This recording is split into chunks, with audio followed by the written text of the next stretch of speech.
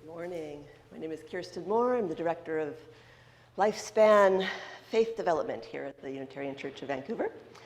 And I have a story to share with you today. And before I do that, I'd want to draw attention once more now that we're in person. We have our playground up front, especially for anybody who wants to stretch out on the floor, sit on a pillow. Children, young children, older children. Anybody who doesn't want to sit in a chair and wants to use this space and be a little bit closer. And we also have Rose here, who is available for any children who want to go across the hall to the spirit ground and the playroom, where you can play more spiritedly than there's room for here. So today my story is a true story. And it starts once upon a time in a land far, far away, which was about the early 90s in North Carolina. And this was when the United States and Canada were all a part of the Unitarian Universalist Association. And before we'd meet once a year in General Assembly and get together with about 3,000 Unitarian Universalists and have meetings and workshops and do all the business of the association and elect the new leaders and have a ball, a party that evening. And they thought, since it was the organizers, since it was in Charlotte, North Carolina, and it was in the Thomas Jefferson district of the UUA, that it would be really great to have a ball in honor of Thomas Jefferson. They called it the Jefferson Ball, and they said, it would be even better if everybody comes in costume.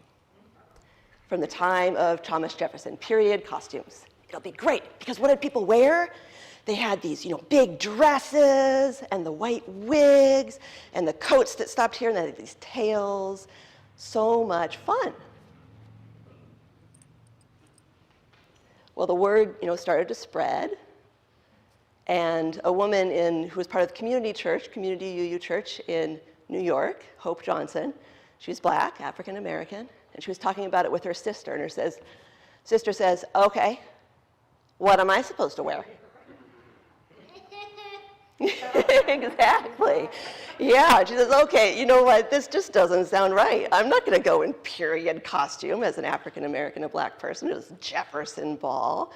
Jefferson owned 200 people as slaves. So she started organizing a protest.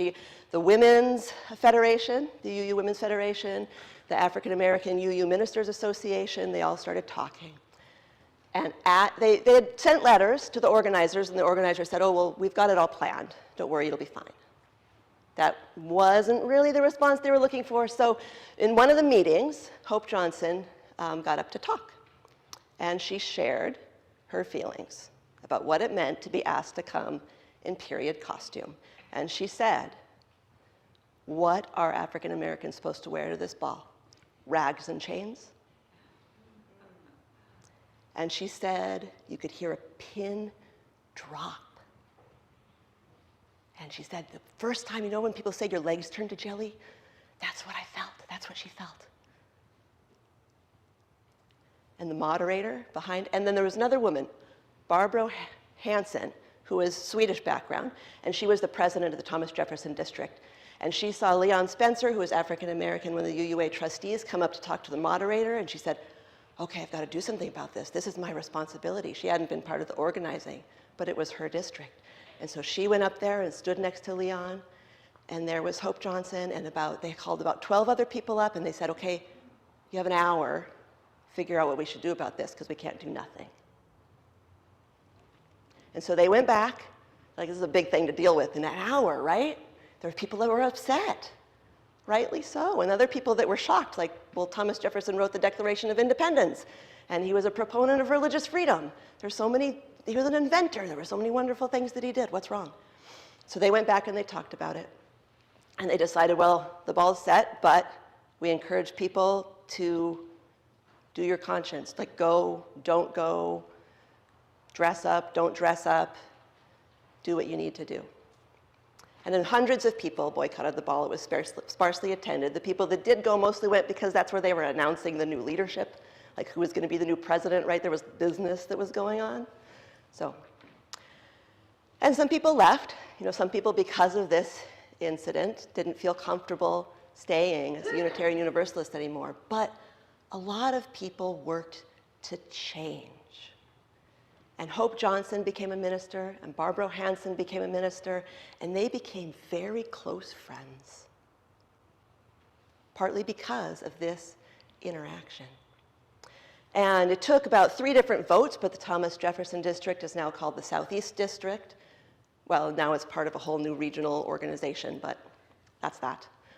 And Thomas Jefferson Church in Louisville has changed their name out of recognition that what we name our spaces and our places has meaning, and it's going to land with different people in different ways based on their own history, and we need to be aware of that. And why am I telling you this story today? Well, we have a room that in the children's program is called the Everything Room. So some of you know the Everything Room. It's down in the lower corner of the basement, and it holds everything. All sorts of arts and crafts, and it's where it's our craft room now. It's a usable space for the children's program and the youth program, and anyone who wants to do something messy. And officially, it's the Jefferson Room. So, the youth and myself and others are asking that we take a look at the names we name our own spaces. And Thomas Jefferson wasn't even actually a Unitarian. He attended a Unitarian church and spoke well of Unitarians, or attended a couple of times, but never actually joined. And he's American. We're here in Canada with some wonderful people of diverse backgrounds and diverse theologies. So who do we want to lift up? Who do we want to center? And how wide can our circle of understanding and concern become? That's my story for today. Thank you.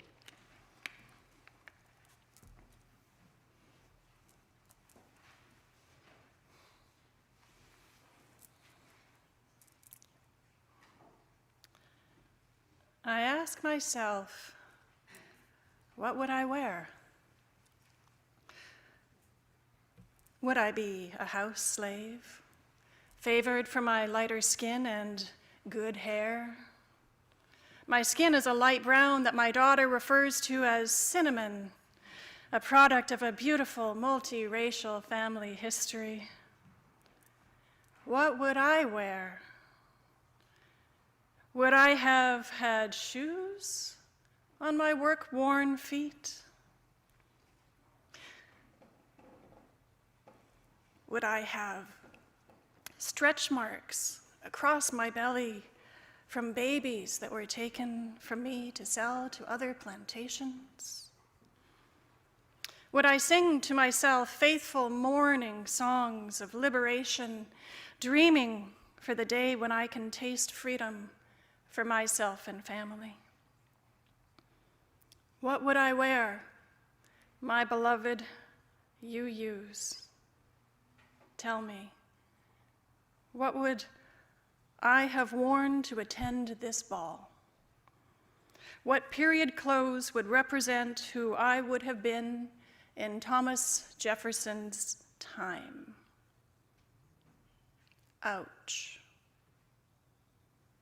When we feel something deeply and are still finding the words, ouch.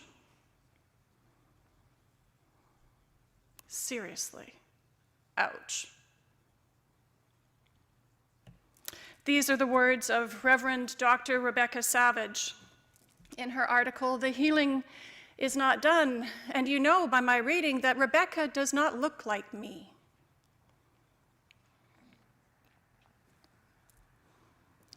The Thomas Jefferson District ball story that you heard earlier from Kirsten, very well told, thank you, is not a story of strangers in a faraway place and time. Not to me.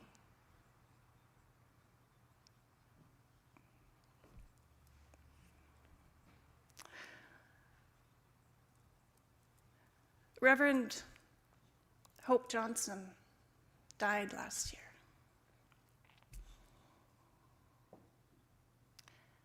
And she and her twin sister, Janice Marie, they're family.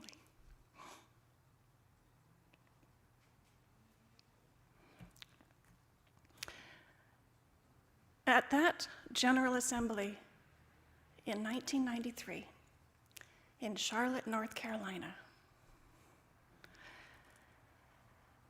Janice and Hope stood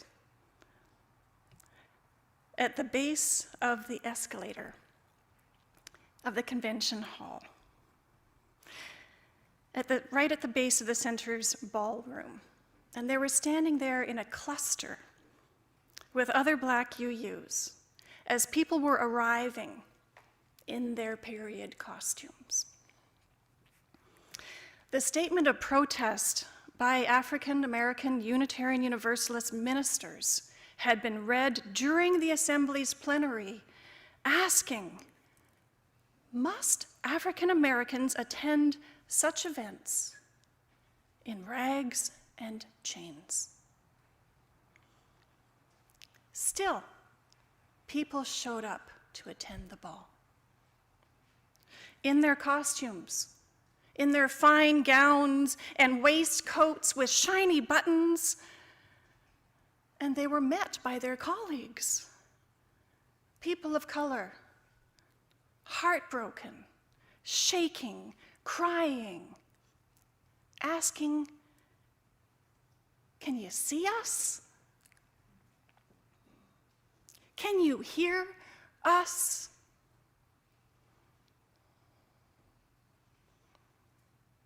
Many people, including my mother and her partners, who hadn't until that moment really considered the perspective of people of color, went back to their hotel rooms, took off their fancy clothes, and came back in plain clothes and held them, hugged them, stood with them, cried with them. Because this is what allies do.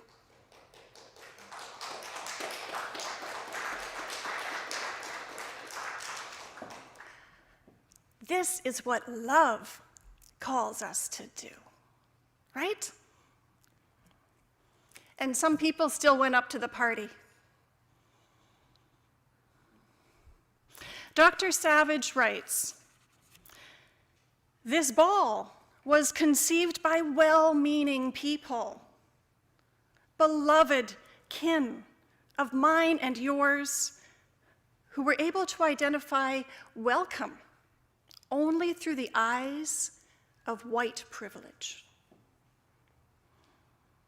This is the insidious nature of centering whiteness. It denies personhood and the God-given right for all to be fully accounted. To put primacy on whiteness as the default setting in how we see and experience our world means that we are being theologically inconsistent with Unitarian Universalist values. We covenant to affirm and promote the interdependent web of all existence of which we are a part, and yet, writes Dr. Savage, we have devalued the full inclusion of too many.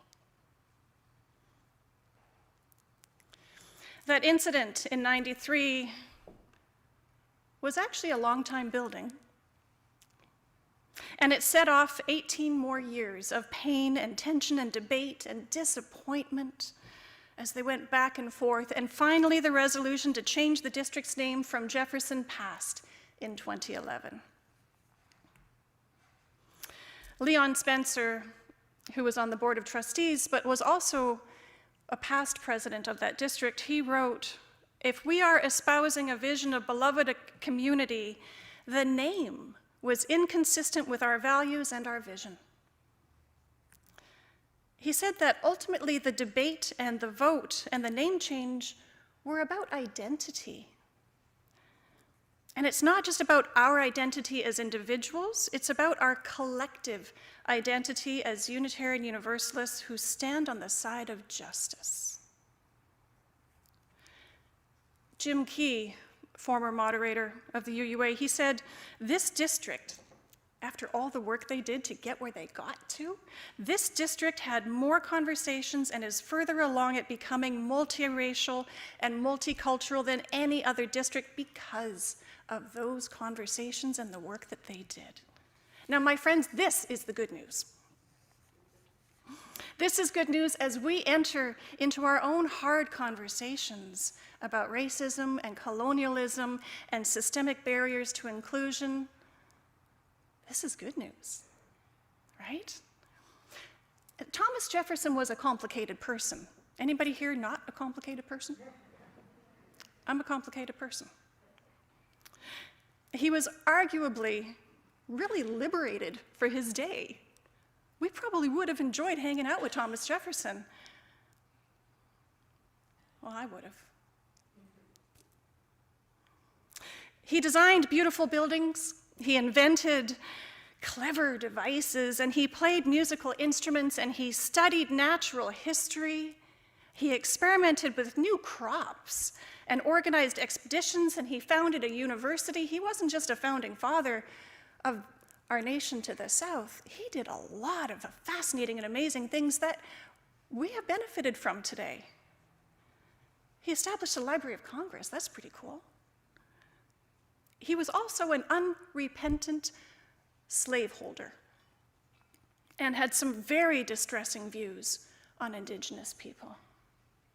He wasn't even a Unitarian, and he wasn't Canadian. So why do we have a room named after him? That was almost 30 years ago. My friends, it is time to listen and to consider the perspective of people of color. It just is.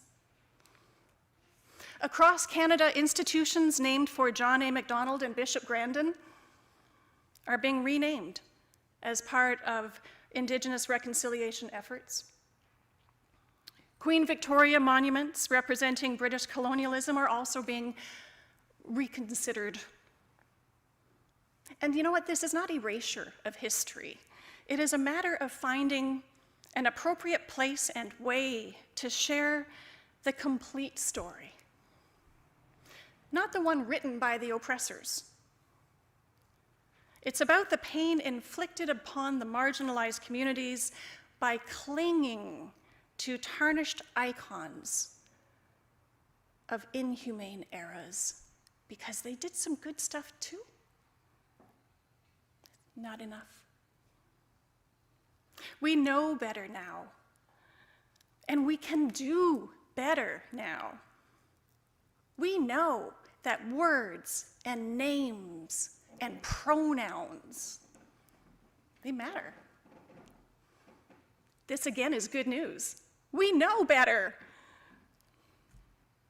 Canadian Unitarians now have a commitment to affirm and promote individual and communal actions that accountably dismantles racism and systemic barriers to full inclusion in ourselves and in our institutions. Now, I know we spent a lot of time on this recently, and we're going to spend more time on it, and we might be feeling a bit weary or wary about it. But we're talking about love today, and this is good news, because it just means we need to listen. It's really about listening and hearing and caring and understanding and standing with, rising with, if we don't want to use an ableist term that is not accessible to everyone. We rise with. It is who love calls us to be. It is who love calls us to be.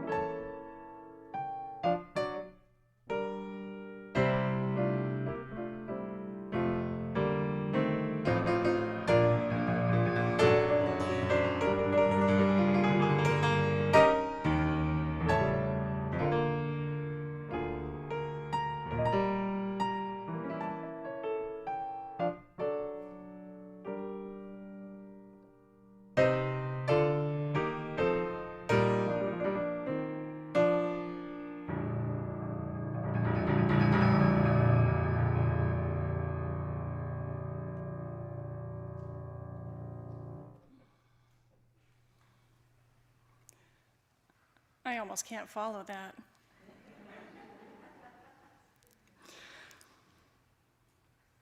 Maya Angelou. History, despite its wrenching pain, cannot be unlived, but if faced with courage, need not be lived again. Lift up your eyes on the day breaking for you. Give birth again to the dream. I'm going to read that again for you in a minute. Has anyone here yet been to the Sankofa exhibit at the Museum of Anthropology? All right, got a few in the room. Fantastic. I'm hoping to go next week. It's on until almost the end of March, the 27th. It is Sankofa African Roots, Canadian Roots. And this is Black History Month. Sankofa, I brought a little show and tell. This is the Sankofa bird.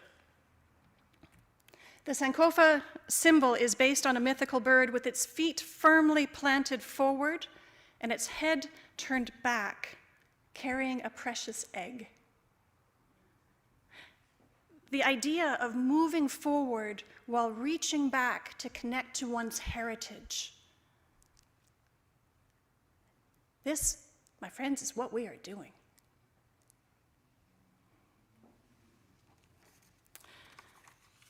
Sankofa is also the name of a special archive at my seminary, Meadville Lombard. The special collection serves as a repository of archival materials and biographies and worship resources and images that have been collected, curated, dug after, sought after carefully to tell the story of Unitarian Universalists of color, whose histories had all but been erased. You heard from a couple of the contributors last week at the CUC sharing our faith service, Wilburn and Donovan Hayden, and Reverend Dr. Mark Morrison-Reed in Toronto was one who spearheaded a lot of the collection of that material. Sankofa looks into the silences and absences created by the telling of history from only a white perspective, to amplify what has been muted and to recover what has been obscured. We have Widening the Circle of Concern as the topic for this service today, but it's also a series of workshops that the CUC is putting together coming up over the next month or so, and it's really exciting. It's based on a commission of study appraisal that came out of the UUA, and we've been interpreting it into Canadian speak for us folks here. It's going to challenge our current ways of thinking and how we do things and how we can address the systems that need changing to be able to live fully into our faith, what love calls us to do. Again, from Maya Angelou. History, despite its wrenching pain, cannot be unlived, but if faced with courage, need not be lived again. Lift up your eyes to the day breaking before you.